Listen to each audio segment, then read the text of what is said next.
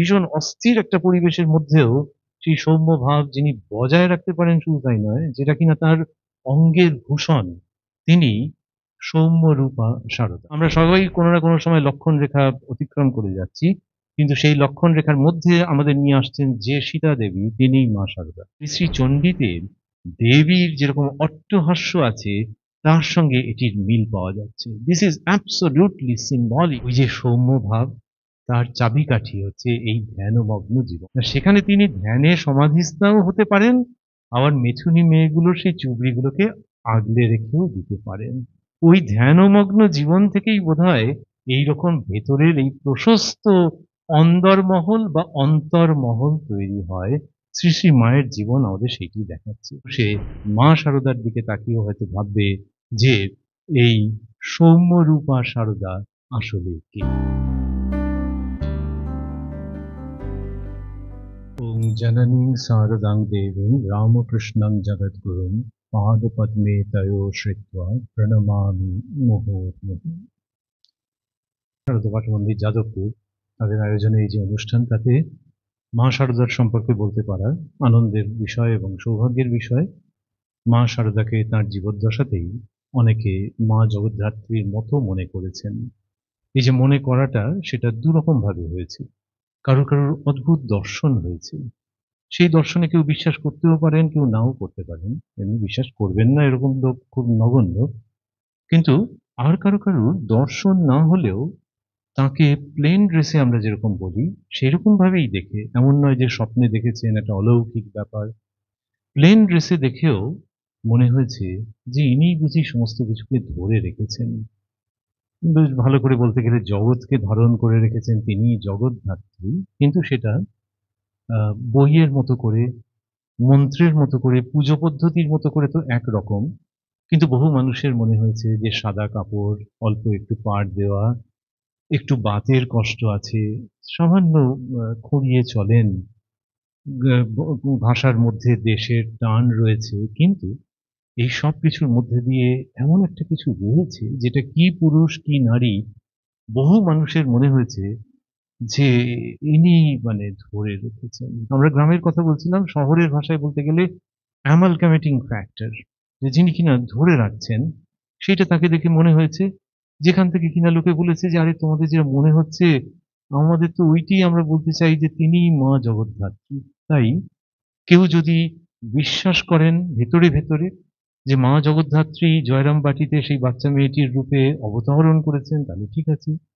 আর যদি কেউ ওই রকম বিশ্বাসের জায়গাতে নাও থাকেন, তাহলেও এই মা শারদা সকলকে ধরে রেখেছেন, এটা বহু মানুষের মনে হয়েছে। ধরে রেখেছেন মানে কি, সব ছিন্ন ভিন্ন হয়ে যাচ্ছিল নাকি? শ্রী শ্রী মায়ের দেহত্যাগ 1920 সালে। ছিন্ন ভিন্নটা 1920-তে যতটা যা হয়েছে, আজকে 2024 শেষ হতে চলল, এই সময় তো আরো অনেক বেশি। যে হ্যাঁ, কেউ ধরে না রাখলে ছিন্ন ভিন্ন হয়ে যায় তো। একটা দেশের সঙ্গে একটা দেশ ছিন্ন ভিন্ন হয়ে যাচ্ছে। একটা দেশের মধ্যে থেকে একটা অংশ এসে ভিন্ন হতে চাইছে। এবার সেখান থেকে যদি চলে আসি যে একটা দেশের সঙ্গে আরেকটা দেশ, সেখান থেকে চলে এলাম একটা দেশের মধ্যেই। আরো যদি ছোট আকারে চলে আসি, একটা রাজ্য, তার মধ্যে থেকেও কেউ ভিন্ন হতে চাইছে, আগেকার ভাষায় বলতো ভিন্ন হতে চাইছে। আবার একটা সমাজ, একটা পরিবার, একটা সম্পর্ক, এখন তাহলে সম্পর্ক বলে না, লোকে বলে রিলেশন। রিলেশনের মধ্যেও ভিন্ন হতে চাইছে। সেই আগেকার পুরনো যে শব্দ, দুঃখের বিষয় যে আধুনিক কালকেও সেটা বড্ড বিষাক্ত করে তুলছে, ভিন্ন হতে চাইছে। সেখানে কেউ একজন ধরে রাখতে পারলে বড় ভালো ছিল। দুটো মানুষের মধ্যে সম্পর্কেও কেউ ধরে রাখা, আর একটা পরিবারকে, একটা সমাজকে, একটা দেশকে ধরে রাখাটা তো একটা বড় জিজ্ঞাসার চিহ্ন। এবং সেখানে নিজের মেয়ের মতো যিনি, বা মেয়ের থেকেও বেশি, সেই ভগিনী নিবেদিতা শ্রী শ্রী মায়ের সম্পর্কে বলেছেন যে ভঙ্গিটা হচ্ছে যে আমি দেখে মানে বুঝে কুল করে উঠতে পারি না। একেক সময় মনে হয় যে তিনি একটা প্রাচীন যে আদর্শ, সেই প্রাচীন আদর্শের শেষ মানুষ। The last representative of an old order তাকে দেখে মনে হয়। আবার একেক সময় তাকে দেখে মনে হয় যে নতুন একটা আদর্শের অগ্রদূত। নিবেদিতা লিখছেন, is she the last of an old order or the beginning of a new? ভারী চমৎকার উক্তি। আপনারা যারা রয়েছেন এই সারদা মন্দির যাদব, সারদা পাঠ মন্দির যাদবপুরের সঙ্গে যুক্ত, বা অন্য যে সজ্জন যারা রয়েছেন তাদের অনেকেরই হয়তো জানা আছে এটি, সকলেরও জানা থাকতে পারে। নিবেদিতা ওরকমভাবে বলছেন, জিজ্ঞাসার চিহ্ন একটা রেখেছেন। কিন্তু বোঝাই যাচ্ছে যে তার মতে, মায়ের এই মেয়ের মতে যে আমার মা বা তোমাদের মা একই সঙ্গে দুটি, একটা প্রাচীন আদর্শের শেষ প্রতিনিধি, আবার নতুন একটা আদর্শ রূপ নিতে চলেছে, নতুন একটা সূর্য প্রকাশিত হতে চলেছে, তাঁরও তিনি অগ্রদূত। সেই জন্য বলছিলাম যে 2024-এর শেষের দিকে এসেও অ্যামালগ্যামেটিং ফ্যাক্টর বলি, যে মানুষ সকলকে ধরে রাখবেন এরকম একটা কিছু মা শারদার মধ্যে ভীষণ রকমভাবে পাওয়া যায়। সেইটা আজকে আপনাদের এখানে বলতে এসে, আপনাদের এখানে মানে আমাদেরও বিশ্ববিদ্যালয়, তো সুতরাং এখানে মূলত মায়েদের দ্বারা পরিচালিত যে সংগঠন, সেইখানে জগদ্ধাত্রী পুজোর প্রাক্কালে মনের মধ্যে এই ভাবনা চিন্তাগুলো বিশেষভাবে ঘুরে ফিরে যাচ্ছে। আর কি, আর হচ্ছে যে এই যে আমি এখন বক্তৃতা দিতে বসেছি, একটা ফর্মাল পরিবেশ রয়েছে, ভিডিও হচ্ছে, ডক্টর ত্রিগুণা সেন এরকম সুন্দর তার নামাঙ্কিত এরকম অডিটোরিয়াম, কিন্তু মা শারদা তো সেটা কিন্তু আর বলার অপেক্ষা রাখে না, যে একেবারে সাধারণ পরিবেশে, সেখানে না মুখের সামনে মাইক লাগিয়ে বলছেন, না কৃত্রিম আলো পড়ছে তার উপরেতে, একদম সাধারণ পরিবেশের মধ্যে রয়েছেন, কিন্তু সেখানেই তিনি এই সমস্ত ঘটনা ঘটাচ্ছেন, এবং যেখানে কিনা অনেক প্রতিকূলতা রয়েছে। একজন ভদ্র মহিলা, একদম নিকটাত্মীয়া, যার মানসিক স্থিরতা নেই, তিনি একদম অস্থির করে মারছেন, কখনো মা শারদাকে এসে মারতে যাচ্ছেন যে তোমার জন্য এই সমস্ত অশান্তি। তো ওই তাঁকেই এসে এরকম বলছেন। সেখানে মা শারদাকে যারা দেখেছেন তারা অবাক হয়ে গেছেন, যে যদি দেবীত্বের দিকটা যদি বাদও দিই, একজন গৃহের মধ্যে রয়েছেন, তাও ইনি কি সেই গৃহস্থ বলতে সেই সংসার করেছেন? রামকৃষ্ণদেব আর কোথায় সেই অর্থে সংসার করলেন? কিন্তু যে বিক্ষোভের মধ্যে দিয়ে যাচ্ছেন, যে টার্ময়েলের মধ্যে দিয়ে যাচ্ছেন, যে সঙ্গে ঐরকম একজন মানসিক অসুস্থ মানুষ, সে কখন কি করবে ঠিক নেই, কখন উল্টোপাল্টা কথা বলবে, কখন গায়ে হাত তুলে দেবে, সেইখানে মা শারদাকে দেখা যাচ্ছে যে ভারী, মানে মুখটা প্রসন্ন, কখনো বিরক্ত নন, অস্থির নন, দ্বিধান্বিত নন, মুখের মধ্যে একটা প্রসন্ন ভাব রয়েছে, যেখান থেকে আজকের যে বক্তৃতা তার শিরোনামে চলে আসি, সৌম্য রূপা সারদা। এই সৌম্য ভাব, একে এর মানেটা কি সৌম্য ভাব? এটা আমাদের এখানে যারা আমরা রয়েছি কাউকেই ব্যাখ্যা করে বলবার দরকার করে না। তবু শিক্ষিত মানুষ অনেক সময় ইংলিশ ইকুইভ্যালেন্ট খোঁজে, যে ট্র্যাঙ্কুয়েল, কাইন্ড, জেন্টল, এরকম ভাবে সৌম্য ভাবকে ব্যাখ্যা করা যেতে পারে, যার সঙ্গে হ্যান্ডসাম হওয়ার কোনো সম্পর্ক নেই। যে তাকে দেখতে যেমনই হোক না কেন, সৌম্য মানুষ মানে হচ্ছে যে তাকে গেলে একটা মনে আনন্দ হয়। তিনি নারী হন বা পুরুষ হন, হয়তো আমার হাঁটুর বয়সী, কিন্তু ছেলেটাকে বা মেয়েটা তাকে গিয়ে বসলে, দুদণ্ড বসলে খুব হয়তো ভালো লাগে। এর একটা সৌম্য ভাব রয়েছে, এবং সেই সৌম্য ভাবটা যখন ফর্মাল পরিবেশের মধ্যে তখন হতে পারে, কিন্তু ইনফর্মাল পরিবেশে কে মারতে আসছে, কে কটুকাটব্য করছে, কে নানান রকম এসব উল্টো পাল্টা ভীষণ অস্থির একটা পরিবেশের মধ্যেও সেই সৌম্য ভাব যিনি বজায় রাখতে পারেন, শুধু তাই নয়, যেটা কিনা তার অঙ্গের ভূষণ, তিনি সৌম্য রূপা সারদা। সৌম্য শব্দটাকে এমনিতে আমাদের ভারতবর্ষের ঐতিহ্যে বিভিন্নভাবে ঘুরিয়ে ফিরিয়ে ব্যবহার করা হয়েছে। চাঁদের সঙ্গে সৌম্য, সৌম্যর সঙ্গে সৌম্য তার যোগাযোগ আছে। তো যা কিছু তোমাকে শান্তি দিচ্ছে, আনন্দ দিচ্ছে, মাধুর্য দিচ্ছে, তোমার ভেতরে আনন্দের সঞ্চার করছে, সেইটা সৌম্য।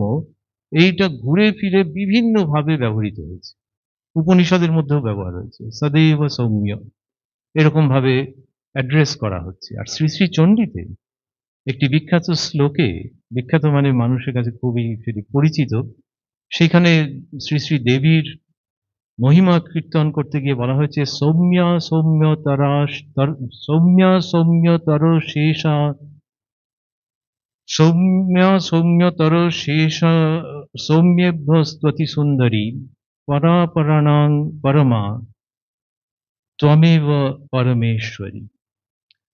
তুমি সৌম্য, আবার দরকার মতো তুমি খুব কঠিনও বটে, সেটা যখন দানব দলনের সময়। বাকিটা ব্যাখ্যার অপেক্ষা রাখে না। পরাপরাণাং পরমা ত্বমেব পরমেশ্বরী, তুমি প্রধানা, তুমি পরমেশ্বরী, এবং সেইখানে সৌম্যা সৌম্যতরা শেষ, এই যে বলা হলো, ওখানে দেবীকে সৌম্য ভাবের প্রতীক রূপে বর্ণনা করা হয়েছে। শৈব শাস্ত্রেও সৌম্য বলতে শুভ এই অর্থে ঘুরে ফিরে এসেছে। তো মা শারদার মধ্যে আমরা দেখছি তিনি লেখাপড়া শেখেননি, হয়তো সারদা নামটুকুনি লিখতে পারতেন হয়তো, তাও আমরা বুঝতে পারছি না, তার কারণ সেরকম সিচুয়েশন ডিডন্ট অ্যারাইজ যে তাকে তার নিজের নাম লিখতে হবে। কিন্তু উনি দুঃখ করে বলতেন যে লেখাপড়া শিখতে গেছিলাম, কিন্তু এরা সব এসে কেড়ে নিল, বললে যে মেয়ে মানুষ আবার তার কি লেখাপড়ার কি দরকার আছে বলে। তখনকার দিনের সমাজ তো লেখাপড়ার ফলে সৌম্য সৌম্যতর এই সমস্ত যখন আমরা বলছি, তখন মনে হচ্ছে যে অতিশয়োক্তি করছি না তো, তাও নয়। কারণ ওই যে দেবীকে যখন ওই রকম ভাবে বিভূষিত করা হচ্ছে, সেই দেবী অবতীর্ণ হন, এটা যে বলা হয়েছে, এ আধুনিক যুগের একটা বিস্ময়, বিরাট বিস্ময়। রামকৃষ্ণদেবের থেকে বড় বিস্ময় মা শারদা। তার কারণ রামকৃষ্ণদেবের ওই সমাধি হয়েছে, লোকের চোখের সামনে দেখেছে যে তিনি সমাধিস্থ হয়ে গেছেন। আর সমাধিস্থ হয়ে গেছেন মানে কি, শরীর টরীর খারাপ নয় তো? লোকে বলছে না না, ওইরকম ভাবে বলতে নেই। তার কারণ সমাধিস্থ হয়ে যাওয়ার পর যখন তিনি আবার এই জগতে ফিরেছেন, সেন্সেস এই জগতে চলে এসছে, তখন দেখা গেছে এমন ভাবে সব কথা বলেছেন যে কি মিষ্ট কথা এবং কি গভীর কথা। তার থেকে বোঝা যাচ্ছে যে এই সমাধির যে অবস্থাটা হয়েছিল, তাতে উনি একটা অন্য জগতে চলে গিয়েছিলেন। So he is different, he stands apart. কিন্তু মা শারদার ক্ষেত্রে এইসব সমাধির প্রায় কিছুই দেখা যেত না। একদম সাধারণভাবে তিনি রয়েছেন, সাধারণভাবে কথা বলছেন, কিন্তু সেই তিনি যেভাবে তার যে চরিত্রের যে বিকাশ দেখতে পাওয়া যাচ্ছে, এবং ওই যেটা আমরা বলছিলাম যে উৎকট, আজব, বেখাপ্পা পরিবেশের মধ্যে যেভাবে তিনি নিজে, এখনকার ভাষায় বলে কুল অ্যান্ড কম্পোজড থাকছেন, তার থেকে লোকের মনে হয়েছে যে এটা না ঠিক প্র্যাকটিস করে ঠিক হয় না। প্র্যাকটিস করে যদি কারোর হয় কোনো নারী বা পুরুষের, সে চমৎকার, কিন্তু এটা মনে হচ্ছে না যে প্র্যাকটিস করে, বা এখনকার ভাষায় কোনো একটা অনলাইন কোর্স ৩ মাসের করে হয়েছে, এরকম নয়। এইটা তার সহজাত। এই সহজাত মানে কি, নিয়ে জন্মেছেন। নিয়ে জন্মেছেন মানে দিব্য স্বভাব নিয়ে জন্মেছেন। দেবতা মানে আমাদের হিন্দুরা তো ওইভাবে ভেবেছেন যে গুণের আকর।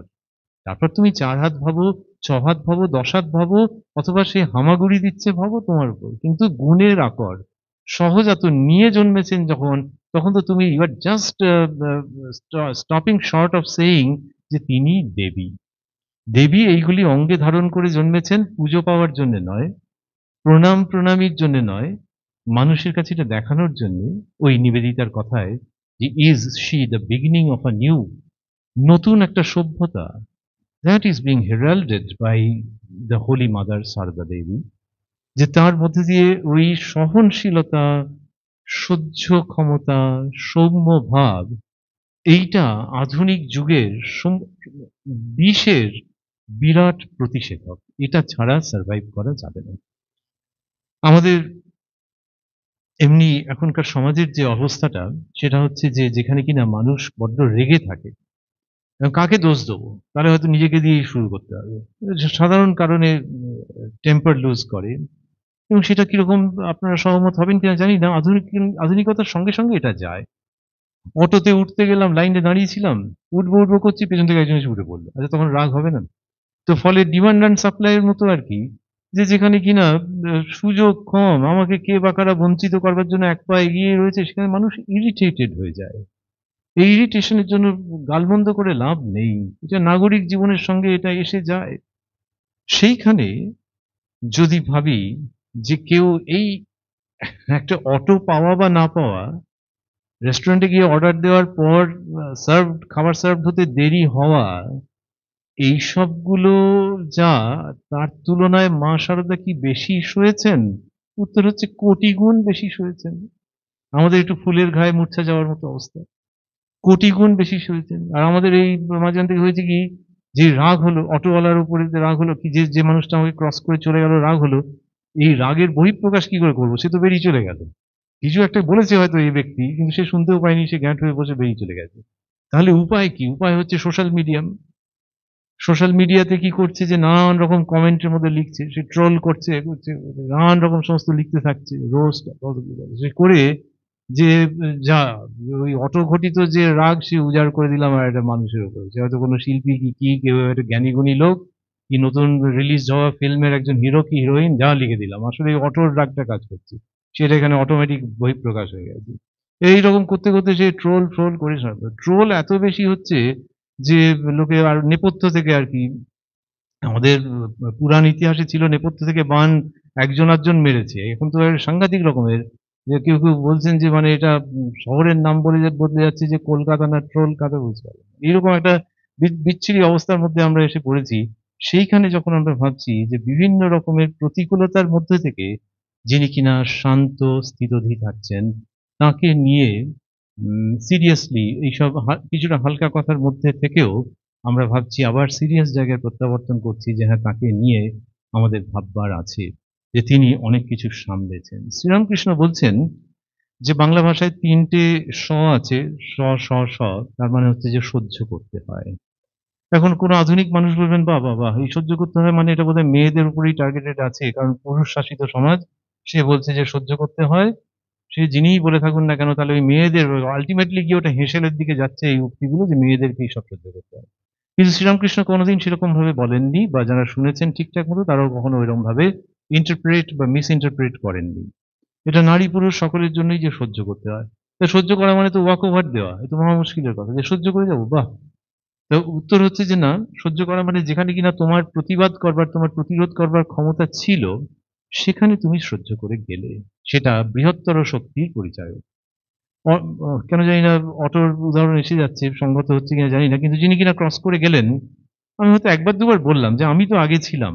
ঠিক আছে, প্রতিবাদ করলাম, কিন্তু আমরা সেখানে তো থামি না। আমরা এমন কুকথা বলে ফেলি হয়তো, যেটা পরে নিজেরই লজ্জা লাগে যে এতটা বলে ফেললাম। তাহলে ওখানে যদি আমি থেমে যেতে পারতাম একটা জায়গায়, নিঃসন্দেহে সেটা বৃহত্তর শক্তির পরিচয়। এখানে থেমে গেলাম। which brings us to Sri Ramakrishna, যিনি বলছেন যে ৩টে স তো ওই জন্যই আছে, যে সহ্য করো, সহ্য করো, সহ্য করো। আর কি সুন্দর বাংলা ভাষাকে ব্যবহার করছেন, যে সয় সে রয়, যে না সয় সে নাশ হয়। এই অদ্ভুত আধুনিক ব্যবহার শ্রীরামকৃষ্ণ বলছেন। নাশ হয় মানে ফিজিক্যালি শেষ হয়ে যায় তা নয়, কিন্তু মানসিকভাবে বিধ্বস্ত হয়ে যায় যে কিনা সহ্য না করতে পারে। সুতরাং সহ্য করা মানে কখনো এই নয় যে তোমার স্বামী যা বলছে মুখ বুজে সহ্য করো, স্বামীই দেবতা, তা কেন? বা যদি কারোর স্ত্রী খুব ডমিনেটিং হন, তাহলে তিনিই বা ডমিনেট করে যাবেন, এ সহ্য করবে, ঐরকম ভাবে নয়। ঐরকম ছোট্ট জায়গায় নিয়ে এলে ব্যাপারটা খুব এলোমেলো হয়ে যাবে। কিন্তু এরকম বৃহত্তর আঙ্গিকে ভাবা যাক যে আমরা সারা দিনের মধ্যে আমাদের ব্যক্তি জীবনে বহু ক্ষেত্রে এমন এমন রেজিস্ট্যান্স নিয়ে আসি, যেটা অত্যন্ত বাড়াবাড়ি। অতটা না নিয়ে এলেও হতো, আমি তার আগে থামতে পারতাম। সেটাই আমার সুসংস্কৃতির পরিচায়ক হতো। এই যে সহ্য করছে, সেই মানুষের বেশি শক্তি আছে তাই নয়, সেই মানুষ সুকান্তর ভাষায় বলতে, কবি সুকান্তর ভাষায় বলতে গেলে পৃথিবীকে মানুষের জন্য আরো বেশি বাসযোগ্য করে যেতে পারেন, যিনি কিনা সহ্য করতে পারেন। শ্রীরামকৃষ্ণের যদি আবারও ফিরি, তিনি বলছেন কামারশালার যে নাই, মানে অ্যানভিল, তার উপরে কত হাতুড়ি পড়ে দেখেছো, কিন্তু সে মুখ বুজে সহ্য করে যাচ্ছে। এর মধ্যে অন্য ইঙ্গিত আছে যে ওইটা কিন্তু ভেঙে গেল টুকরো টুকরো হয়ে, তা নয়। কিন্তু ওই কামারশালকে যদি তুমি করতে চাও সফল, তাহলে হাতুড়িও দরকার, ওই নাইটাও দরকার, যে কিনা ওই আঘাতটাকে সহ্য করে যাচ্ছে। ইন আদার ওয়ার্ডস, জগতে আঘাত করবার লোক থাকবে, আবার সহ্য করবার মহামানব এবং মহামানবীয় থাকবেন। আর বলছেন যে কূটস্থ বুদ্ধি চাই আমাদের, যে ভেতরে ভেতরে আমি জানছি যে এখানটাতে রেজিস্ট করতে পারতাম কিন্তু করবো না। মা আর ছেলে, মা আর মেয়ে, ছোট বয়সে কি হয়, বাচ্চা সে হয়তো কিছু আবদার-টাবদার করেছে। হয়তো ন্যায়সঙ্গত আবদারই ছিল। মায়ের পয়সা নেই, সেটা দিতে পারছেন না। তখন রেগে মেগে গিয়ে কচি কচি হাতে চটাং-পটাং করে চড় মারতে আরম্ভ করল। তো তাতে কি মা গিয়ে এফআইআর করে দেবেন নাকি? তো তিনি তো সহ্য করে যাচ্ছেন যে সে তার মতো মারছে ওই ছোট ছোট হাতে। আমাদের জগতে কিন্তু দেখা যাবে যে ওই বাচ্চাটা যেরকম চটাং-পটাং করে মারতে পারে, তার থেকে হয়তো অনেক কম আঘাত পেয়েছি, কিন্তু গিয়ে এফআইআর করে দিই। তো সেখানে আমরা এই যে সহনশীলতার অভাব, আবারও ভাবছি যে এই বক্তৃতার মধ্যে দিয়ে যদি বলা হয়, যদি মনে হয় যে উনি বেশ দিলেন কিছু কিছু লোককে, সেটা উদ্দেশ্য নয়। যে আমরা সবাই এর মধ্যে ইনভলভড, আমরা সবাই কোনো না কোনো সময় লক্ষণ রেখা অতিক্রম করে যাচ্ছি। কিন্তু সেই লক্ষণ রেখার মধ্যে আমাদের নিয়ে আসছেন যে সীতা দেবী, তিনিই মা শারদা। তিনি আমাদেরকে বোঝাচ্ছেন যে সহ্য লাগবে, এবং মূলত তো স্ত্রী ভক্তদের সঙ্গে কথা বলেছেন, কিন্তু আজকে নারী পুরুষ সকলেই মাথায় করে রাখছে শ্রী শ্রী মায়ের সেই কথা, নিজের স্বামী দেবতার পদাঙ্ক অনুসরণ করে বলেই হোক বা নিজস্ব শক্তিতেই বলেই যে তিনি উচ্চারণ করছেন। আচ্ছা, দুরকম হয়ে গেল না, যে স্বামী দেবতার পদাঙ্ক অনুসরণ করে নাকি নিজের শক্তিতে, কোনটা? দুটোই। কারণ শ্রীরামকৃষ্ণকে তিনি যেভাবে মেনেছেন সেটা কি আর নতুন করে ব্যাখ্যা করার দরকার? আবার শ্রীরামকৃষ্ণই বলছেন, ও কি যে সে, ও আমার শক্তি। সুতরাং কে উপরে কে নিচে সেটা আমরা বিচার করতে পারবো না। কিন্তু মা শারদা বলছেন, পৃথিবীর মতো সহ্য গুণ চাই। এই যে সহ্য গুণের কথা বলছেন, সেই তিনি যার পিঠে কিল মেরে যাচ্ছে আত্মীয়া, মেন্টালি ডিরেঞ্জড, এবং তিনি কিছুমাত্র ধৈর্য হারাচ্ছেন না। সেই তিনি যখন বলছেন পৃথিবীর মতো সহ্য গুণ চাই, তখন সেটা একটা লিপ সার্ভিস নয়, সেটা একটা শুকনো বক্তৃতা নয়, পুরো জীবন থেকে উঠে আসা ভারী মরমী প্রেম ও সিক্ত মর্মবাণী। মা এটা বললেন, আর বলছেন, সন্তোষের সমান ধন নেই, সহ্যের সমান গুণ নেই। এই যে সহ্যের সমান গুণ, কি অপূর্ব কথা, যে আমি সহ্য করে যাচ্ছি। আবারও ভাবছি কি জানেন, আমার যা বয়স, আমার যা লেখাপড়া, আমার যে আপব্রিঙ্গিং, আমার যে চারিদিকের পরিবেশ, সেটার জন্যই হয়তো ভাবি, না ভাবলেও হতো যে কেউ এটা যদি প্রতিবাদ করেন, না ভাবলেও হতো। কেউ ভাবতেই পারেন যে না, আপনি বলছেন বলে যান না, কে প্রতিবাদ করেছে। তবু ভাবি, আধুনিক যুগ তো, সন্দিগ্ধ অনেক সময়তেই থাকে যে ঠিক আছে, এই বক্তা বলছেন বটে, কিন্তু ওই সহ্য টহ্য করে আলটিমেটলি অন্যকে ছেড়ে দেওয়া, তাহলে নিজের যে প্রাপ্য সেটাও ছেড়ে দেবো? তার উত্তর হচ্ছে যে প্রাপ্য ছাড়তে কে বলেছে? কিন্তু আমরা খুব ছোটখাটো ব্যাপার নিয়ে তো মানুষের সঙ্গে এনট্যাঙ্গলড হয়ে যাই, ফ্রিকশনে চলে যাই, তাকে ঘৃণা করি, তার বিনাশ চাই। এই যে পৃথিবীতে যে যুদ্ধগুলো হচ্ছে, ভেবে যদি দেখেন যে কে কি চাইছে, তুমি কি চাও বলো না, সে হয়তো যদি সত্যি সত্যি বলে, শুনলে কানে আঙুল দিতে হবে, সে বলবে আরো মেয়েদের মারবো, আরো শিশুদের মারবো। এটি তো চাওয়া। সেখানে সহ্য শক্তির কথা আমরা আলোচনা করব না? আমরা করব। আমরা আলোচনা করব মা শারদার কথা, আমরা আলোচনা করব সেই তাঁর সেই অপূর্ব স্নিগ্ধ প্রচারবিহীন ভোরের শিশিরের মতো চরিত্রের কথা, যে ভোরের শিশির যেমন পৃথিবীতে প্রাণকে ধরে রাখে, সেরকম ভাবে মা এই জগৎকে ধরে রাখতে পারেন এবং ধরে রেখেছেন বলে আমাদের বিশ্বাস। তিনি জগদ্ধাত্রী, জগদ্ধাত্রী ওইভাবে যে জগৎকে ধারণ করে রেখেছেন। দক্ষিণেশ্বরে যখন রয়েছেন, ভোরবেলায় কি কাজ করেছেন, কি কাজ করেছেন। কেউ যদি ভাবেন যে রামকৃষ্ণদেবের সহধর্মিণী, তাকে নিয়ে বক্তৃতা হচ্ছে, মা শারদা, সারদা পাঠ মন্দিরে হয়তো সারা বছরে বিভিন্ন, মানে যাদবপুরের সারদা পাঠ মন্দিরে সারা বছর হয়তো বিভিন্ন সময় আলোচনা হয়। কিন্তু ভাবতে ভালো লাগে যে বসে বসে তিনি উপদেশ দিয়েছেন, তা কি? তা তো নয়। ভোর ভোর সব কাজ করেছেন, রান্না বসিয়েছেন, ঠাকুরের জন্য জিওল মাছ প্রায় সময় সামলে রাখতে হয়েছে, রান্না করতে হয়েছে। জিওল মাছ কেন? তার কারণ হচ্ছে যে মা কালীর মন্দিরে, মা ভবতারিণীর মন্দিরে যে রান্না হতো একটু স্পাইসি, তার ফলে শ্রীরামকৃষ্ণের সহ্য হতো না। শ্রী শ্রী মা নিজেই বলছেন যে বাবা, তিনি তো পেট রোগা ছিলেন একটু, তো সেই জন্য ঠাকুরের জন্য এই সমস্ত করতে হতো, শাশুড়ি ঠাকুরের দেখাশোনা করতে হতো। আর ধরুন আমরা এখানে যারা রয়েছি, যারা বিবাহিত, তারা জানেন যে শাশুড়ি বলতে কি বোঝায়, যে তাকে কতটা সম্মান করতে হবে, তাকে কতটা দেখতে হবে। এখানে যারা রয়েছি আমরা, মায়েদের মধ্যে থেকে যদি ভাবি যে শাশুড়িকে কতটা দেখতে হবে, নাহলে তিনি অসন্তুষ্ট হবেন, এটা কতটা, সেইটার সঙ্গে যদি ব্যাক করে চলে যাই শ্রী শ্রী মায়ের জীবনে, যে 1840-50, ওরে বাবা, সাংঘাতিক সেখানে, সাংঘাতিক, পান থেকে যেন চুন না খসে। এটাই তো, আমরা সমালোচনা করতে পারবো না, সমাজ সেই রকম। এই সেইটা তিনি করছেন। আবার এরই মধ্যে ওই রামবাবু আসছেন, ও বাবা, সে তো ডাক্তার মানুষ, মহেন্দ্রনাথ গুপ্ত আসছেন, সে মাস্টার মশাই, অধরলাল সেন ডেপুটি ম্যাজিস্ট্রেট, তো তারা এসে খাবে টাবে, করবে ও করবে, সেগুলো তো শ্রী শ্রী মাকে ব্যবস্থা করতে হবে। নরেন্দ্রনাথ ঠাকুর আবার বলছেন যে ওর জন্য কি সব করেছো, ছোলার ডাল করবে তবে না, সে ছোলার ডাল ডাল করতে হবে সবই, কিন্তু তাই এই কাজকর্ম সামলে তো। আর এমন তো নয় এখনকার দিনে একজন কেউ একটা অনলাইন অর্ডার দিতে পারেন, অথবা বাড়িতে কেউ নেই, তিনি গিয়ে পাড়ায় একটা দোকান থেকে কিছু কিনে নিয়ে এলেন, যে প্যাকেট নিয়ে আসি। শ্রী শ্রী মা এমন ঘোমটা দিয়ে রয়েছেন যে অনেকেই বলেছেন যে হ্যাঁ, ওর বউ, তখনকার দিনের ভাষা যদি বলি, যে আছে শুনেছি কিন্তু দেখিনি কখনো। ওই রকম ঘোমটা দেওয়া শ্রীরামকৃষ্ণের সহধর্মিণী, তার মধ্যে থেকে এই রকম তিনি সাংসারিক দায়িত্ব যাকে বলে, সেই জাগতিক অর্থে সংসার না করলেও এটা তো করছেন তিনি। জয়রামবাটিতে যখন তিনি রয়েছেন তখনও প্রায় একার হাতে সে কুটনো কোটা, রান্না করা, পুজোর গোছগাছ করা, পুজোর পর প্রসাদ ভাগাভাগি করে দিতে হচ্ছে। সন্ন্যাসী ব্রহ্মচারী ভক্তেরা রয়েছেন, পান সাজতে হচ্ছে প্রচুর, তার সুপুরি কেটেছেন নিজের হাতে।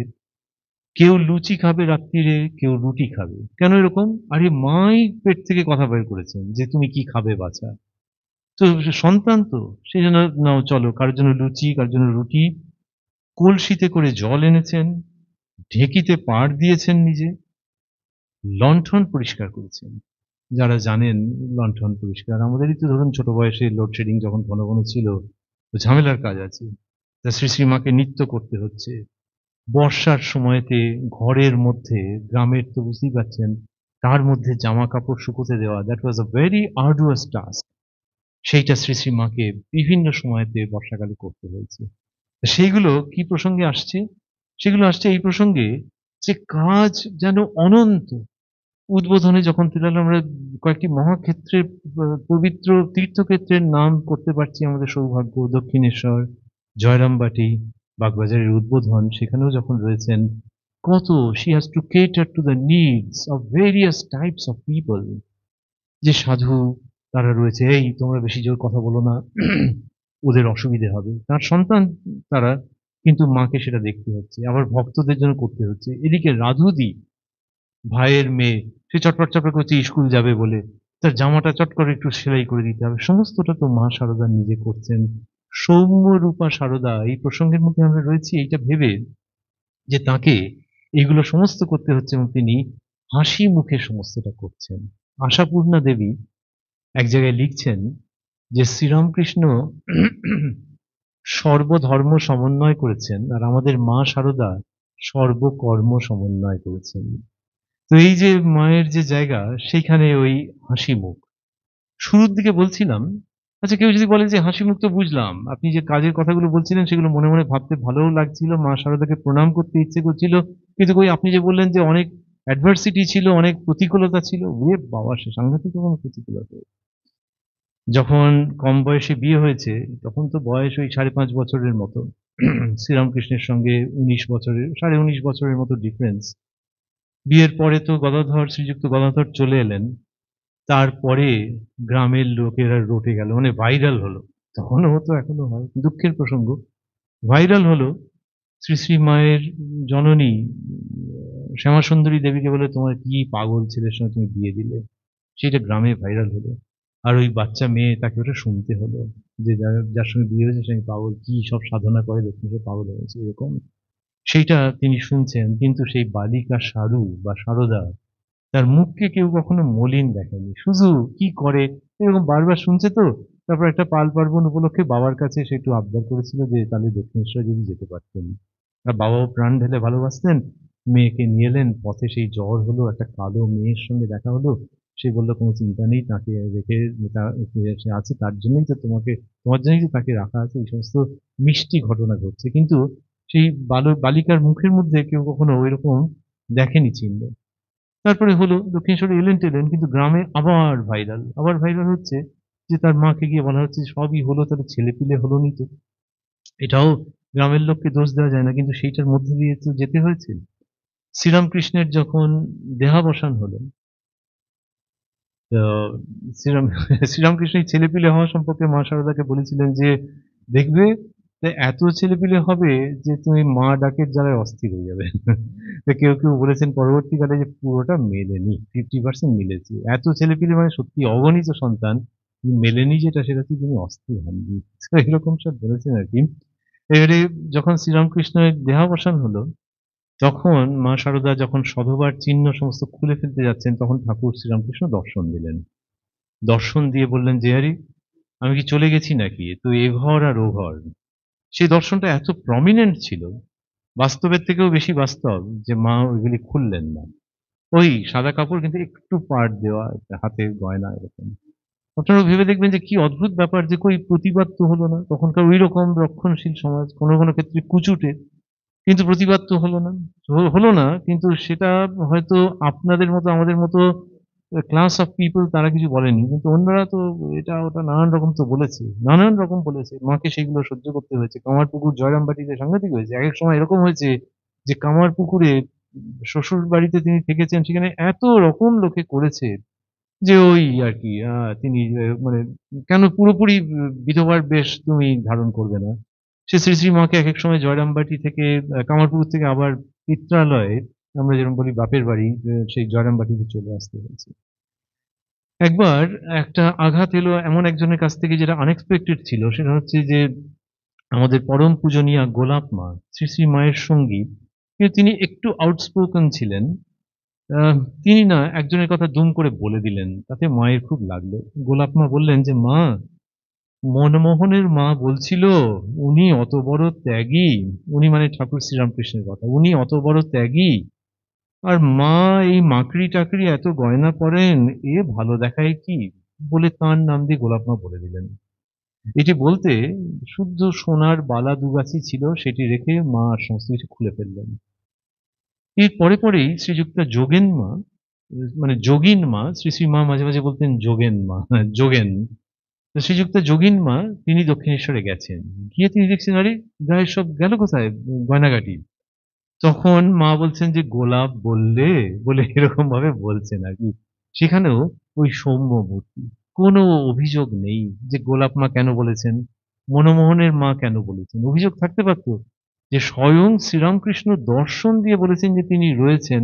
তাহলে অন্য কেউ বললে আর সেটা শুনতে হবে? কিন্তু কোনো অভিযোগ নেই। তখন তিনি বলছেন, "গোলাপ বললে।"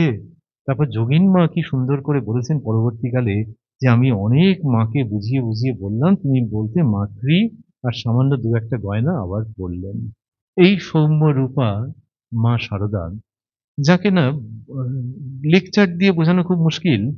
আ আমরা সেই চেষ্টাও করব না। কিন্তু মায়ের এই যে জীবনটা ভাবছি, সেইটাকে একটু অনুধ্যান করলে বক্তৃতার সময়, বক্তৃতার পরে অনুধ্যান করলে আস্তে যেরকম ফুল তার ওই প্রস্ফুটিত হয়, সেভাবে মায়ের জীবনটা মনে হয় প্রস্ফুটিত হতে পারে আমাদের সকলের অন্তরে।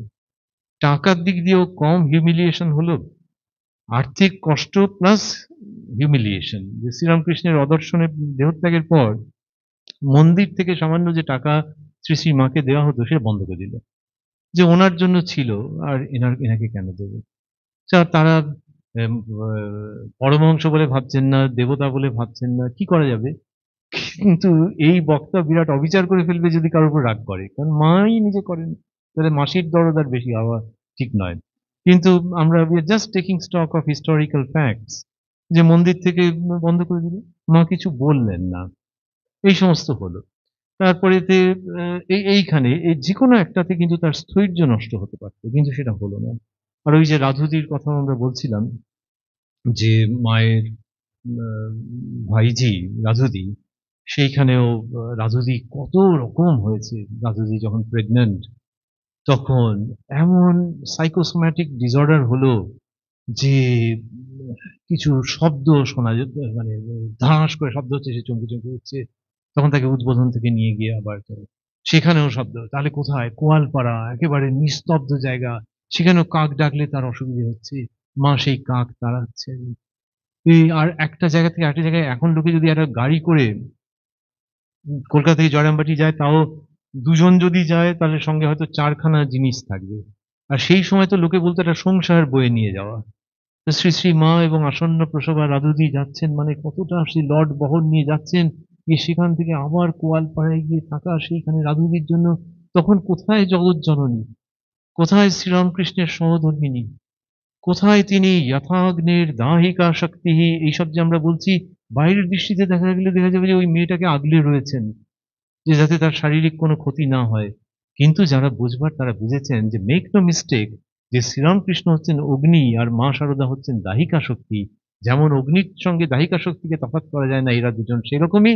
দ্য অনলি ডিফারেন্স ইজ যে দাহিকা শক্তি মানে পুড়িয়ে ছারখার করে দেয়, আর এই রামকৃষ্ণ অগ্নির যে দাহিকা শক্তি মা শারদা, তিনি মনের সমস্ত কলুষকে নিমেষে দগ্ধ করে দেন।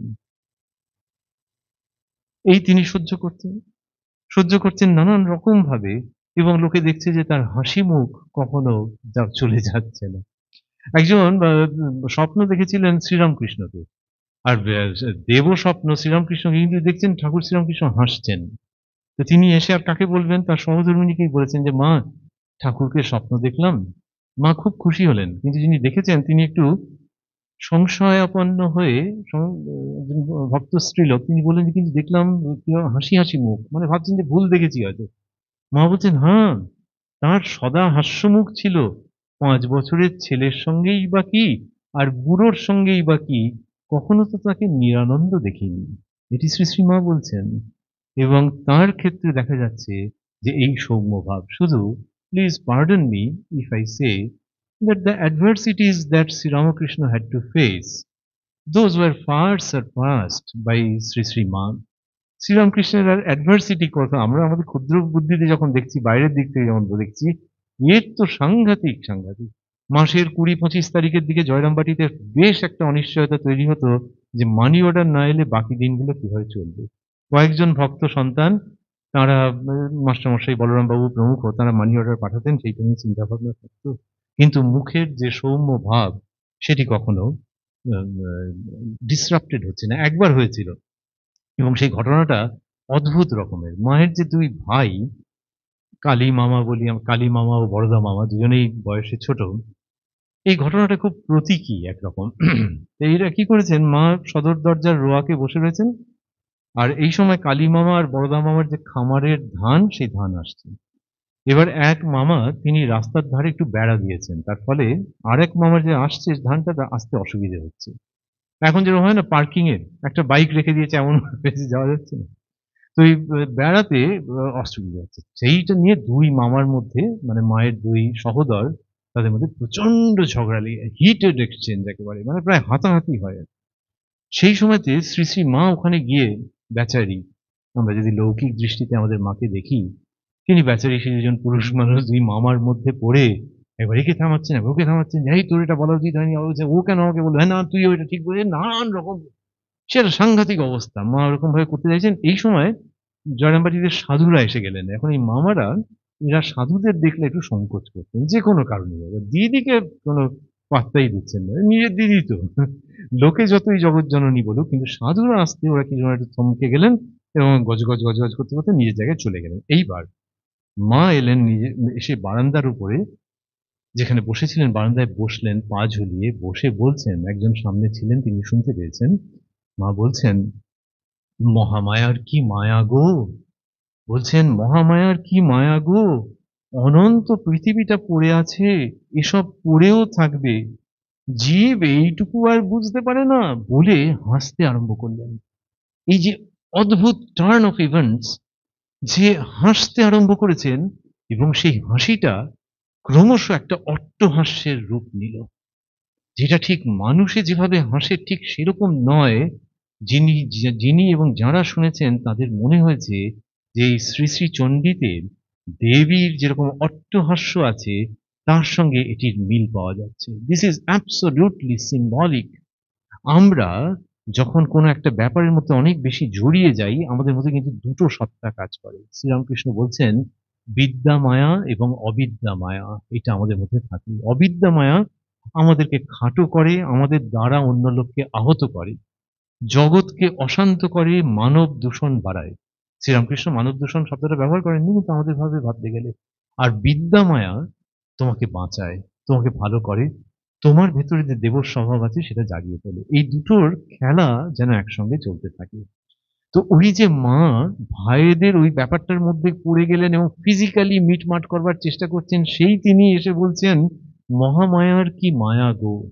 যেন মহামায়া স্বয়ং এই কথাটি বলছেন, এবং আমাদের কাছে ইঙ্গিত রাখছেন যে মানুষের মধ্যে এই যে ঘটনাগুলো ঘটছে, এর মধ্যে দুটো ফোর্স কাজ করতে থাকে। অনেকে ফিজিক্সের ভাষা ধার করে বলেন সেন্ট্রিপিটাল এবং সেন্ট্রিফিউগাল ফোর্স। যদি সেইভাবে ভাবি, অন্যভাবেও ভাবি, আমাদের প্রত্যেকটা মুহূর্ত, আমাদের মধ্যে একটা খারাপ সত্তা, একটা ভালো সত্তা, তাদের মধ্যে টাগ অফ ওয়ার আসে। এবং আমি যদি ঠিক করি যে ভালো সত্তাকে প্রিভেল করতে দেবো, তাহলে সেটা প্রিভেল করে কিন্তু।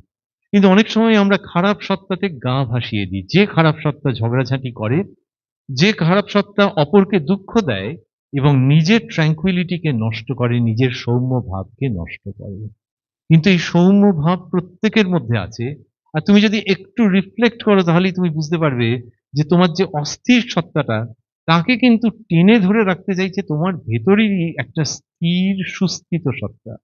শ্রীরামকৃষ্ণ বলছেন যে নাভিতে নাভিতে গন্ধের উৎস আছে কস্তুরী মৃগ। কস্তুরী মৃগ পাগলা হয়ে ছুটছে, দারুণ গন্ধ পাচ্ছে, একটা পারিজাত সৌরভ, কিন্তু পাগলা হয়ে ছুটছে, কোত্থেকে আসছে বুঝতে পারছে না।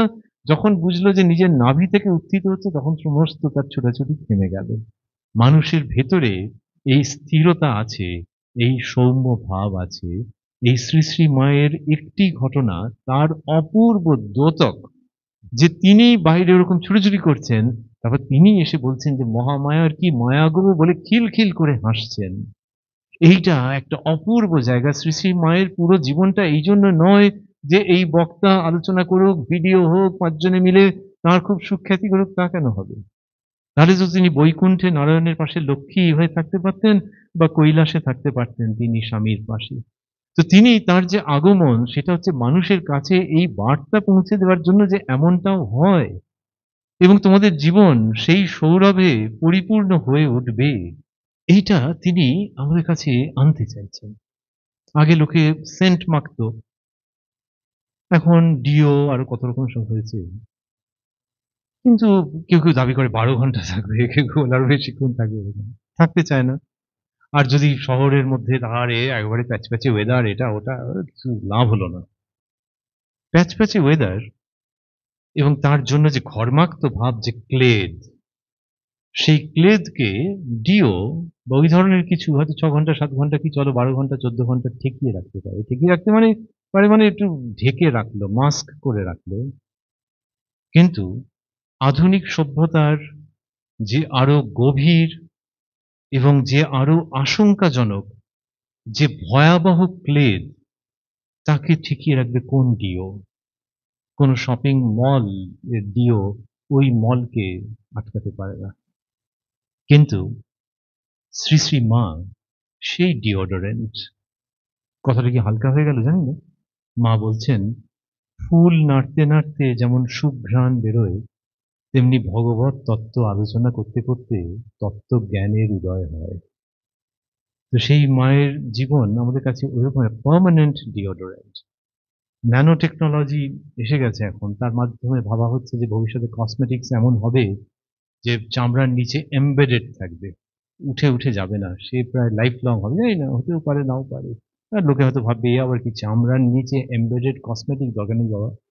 কিন্তু সত্যিকারে the most natural way of fighting the dirt and impurity of modern life lies perhaps in the life of the Holy Mother. এই যে মায়ের জীবনে এটা হচ্ছে, এটা তাহলে অন্যের জীবনে হবে কি করে? অন্যের জীবনে মাকে যত কেউ ভাববে, সেই বক্তা হোক, শ্রোতা হোক, মাকে ভাবলে ধীরে ধীরে এটা হবে। শ্রীরামকৃষ্ণ বলছেন যে যাকে ভাবে সে তার সত্তা পায়। অনেক সময় কম বয়সী মেয়ে একটা হিরোইনকে দেখতে দেখতে দেখতে দেখতে তারই মতো চোখ মুখ নাক সমস্ত করতে আরম্ভ করতে, বাবা বললো এ কি রে তুই এরকম করছিস কেন? তার রহস্যটা হচ্ছে ওইরকম যে অনেক দেখে ফেলেছে।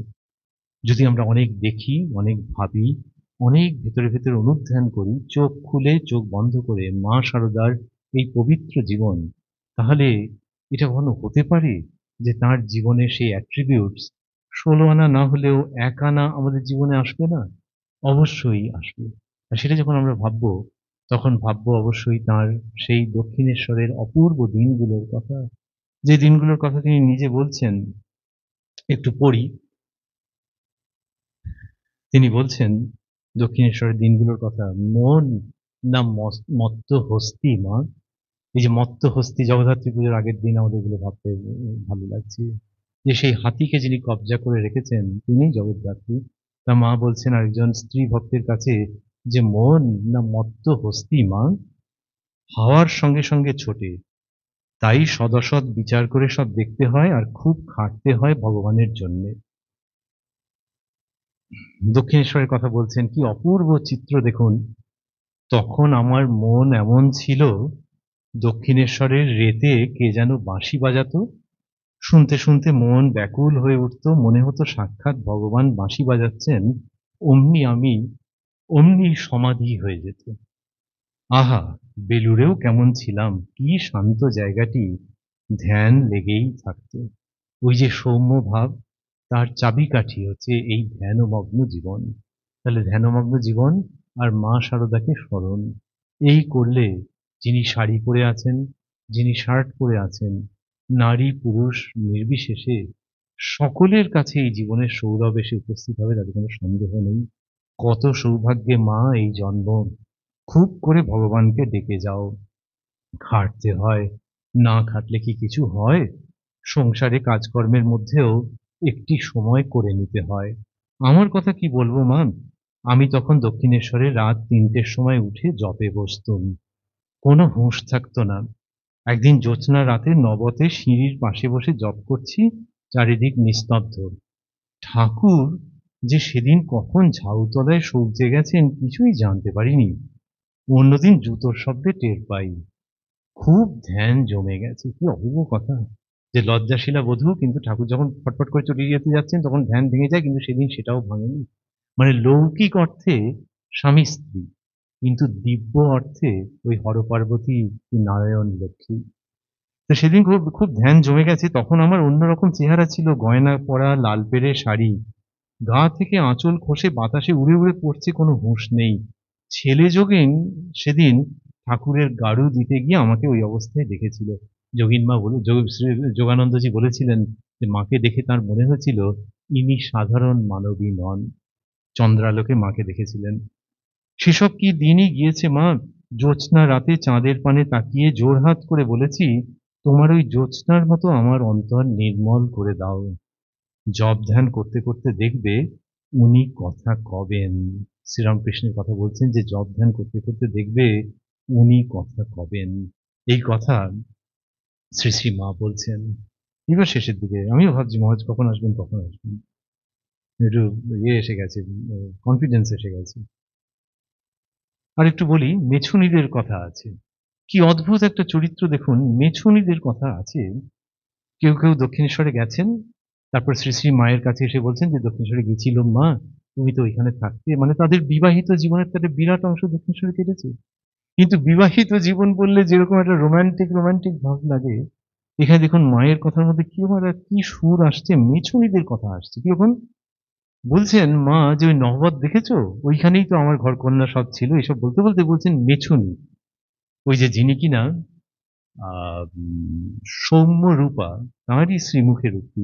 ওই মেছুনীরা ছিল আমার সঙ্গী। কে কে শুনছেন? যোগেন পূজনীয়া যোগেন মা শুনছেন, আর সুধীরা দিদি শুনছেন, আপনারা হয়তো জানেন। তো এই মা বলছেন ওই মেছুনীরা ছিল আমার সঙ্গী। তারা গঙ্গা নাইতে এসে ওই বারান্দায় চুবড়ি রেখে সব নাইতে নামতো, আমার সঙ্গে কত গল্প করতো। আবার যাবার সময় চুবড়িগুলো নিয়ে যেত, মানে মার কাছে ডিপোজিট রেখে যেত। ভেবে দেখুন যে ওইসব মাছের চুবড়ি টুবড়ি তো, তার মানে গন্ধ কি সাংঘাতিক। সে মেছুনির গল্প ঠাকুর তো বলেছেন, সে চুবড়ির পাশে রেখে কি বলেছেন, ও তো গল্প বলেছেন তো। আর এখানে সত্যি সত্যি মাছের চুবড়ি রেখে গেছে, কিন্তু ওরা কে? ওরা মেছুনি না, নিজের মেয়ে। আমি সতেরও মা, অসতেরও মা। আমি সত্যিকারের মা, পাতানো মা নয়, কথার কথা মা নয়, গুরুপত্নী নয়, সত্য জননী।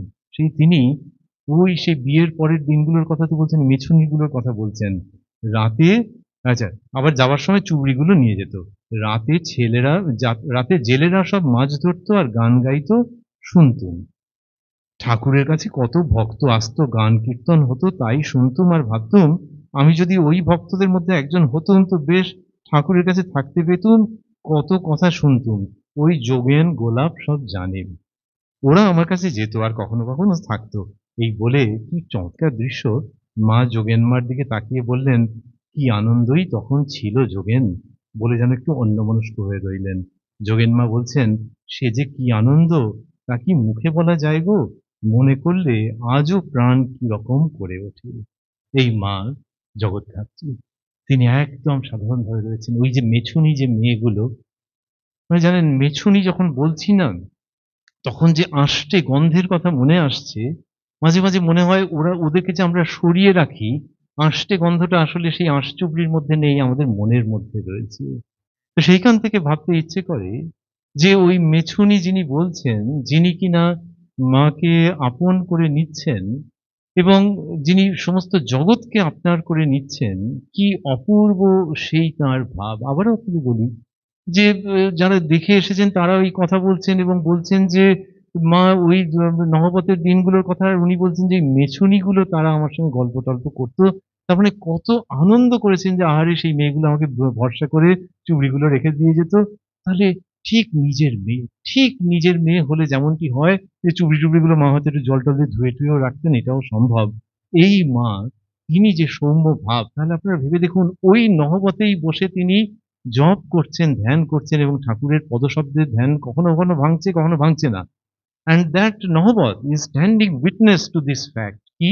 না সেখানে তিনি ধ্যানে সমাধিস্থও হতে পারেন, আবার মেছুনী মেয়েগুলোর সেই চুবড়িগুলোকে আগলে রেখেও দিতে পারেন।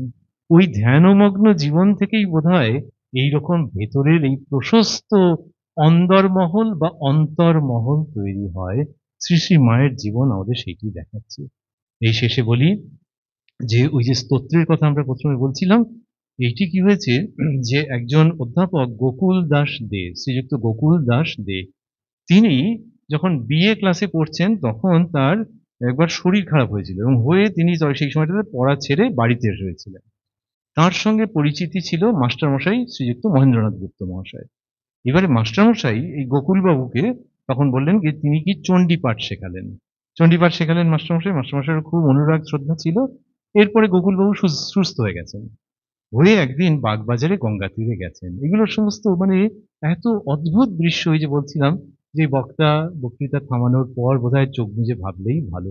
আমাদের সৌভাগ্য যে পূজনীয় মহারাজজি এসে উপস্থিত হয়েছেন, তাকে আমাদের বিনীত প্রণাম জানাচ্ছি।